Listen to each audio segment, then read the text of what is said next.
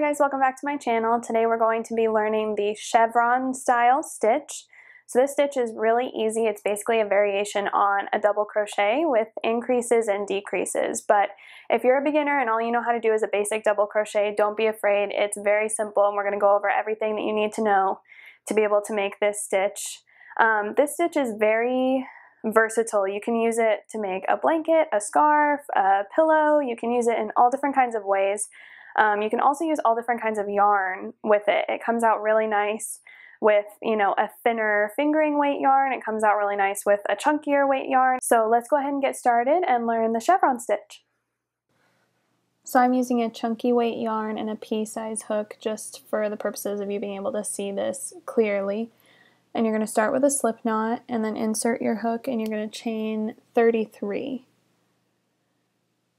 So with the chevron stitch, you want to chain a multiple of 17 and then plus 16. So I did 33 just as a short sample, but if you were doing like a big blanket or something, it would need to be a multiple of 17 and then plus 16. So we're going to single crochet in the first chain from our hook, and we're actually going to do a single crochet decrease.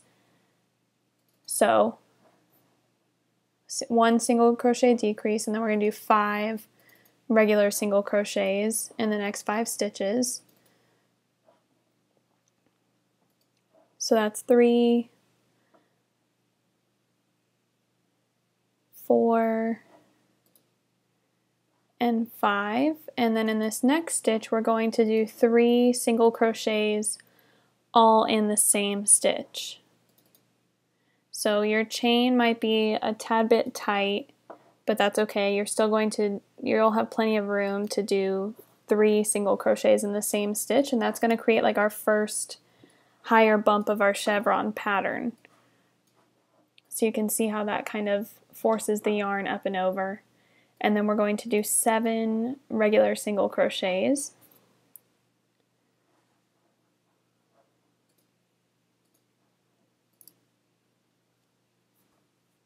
So that's 7 there, just regular single crochets down from that point. And then we're going to skip the next 2 stitches and do a single crochet in that 3rd stitch.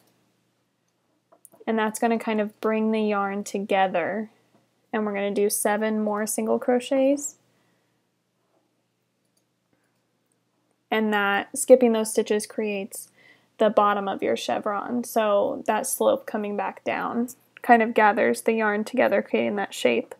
So after we've done 7 single crochets, we're going to do 3 single crochets in the same chain space, so creating another higher point of the chevron. And then we're going to do 5 regular single crochets in the next 5 stitches.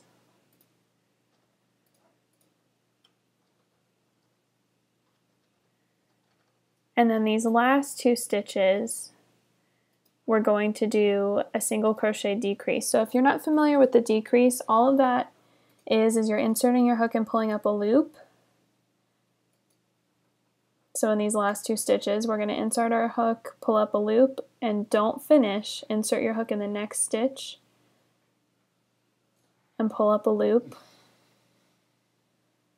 And then yarn over and pull through all 3 loops. So it gathers those last 2 stitches together into one.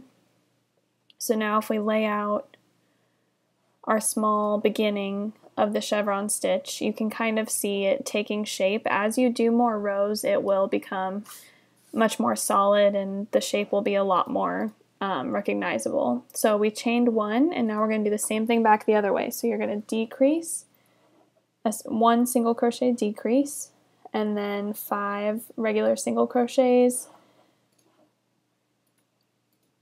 And then when you get to the top of that middle, you're going to do the 3 single crochets all in the same spot. So you can see me doing that here, right above the initial bump where we did that same method, and then 7 single crochets.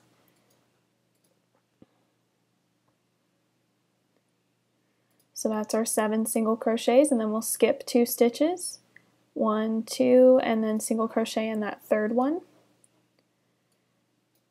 So single crochet and then carry on and do 7 more single crochets back up to our next kind of peak point in the chevron stitch. And then we're going to do another peak, so that's 3 single crochets in the same spot. So we can see that finish there, and then we just have to come back down. So we're going to do 5 single crochets and then a single crochet decrease to draw it back together. So now we can see that chevron taking shape a little bit better.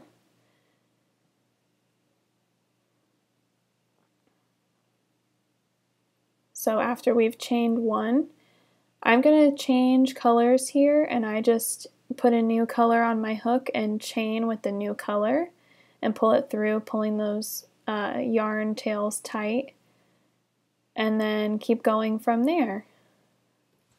So with this chevron stitch, if you're making something larger like a blanket, you definitely want to be sure that on either end of your project or on either end of your kind of line of chevron shapes, you want to do those single crochet decreases on either end, because what that's going to do is it compensates for that middle point when you're coming up the slope and you kind of have those little peaks and you're adding 3 single crochets in the same spot. If you did that all the way and didn't do any decreases, then you would end up with a blanket that's bigger on one end and smaller on the other, and you don't want that. So be sure to do the decreases on either end of the row every time, and it'll keep your edges nice and square and straight. So now we can see what it looks like with another row.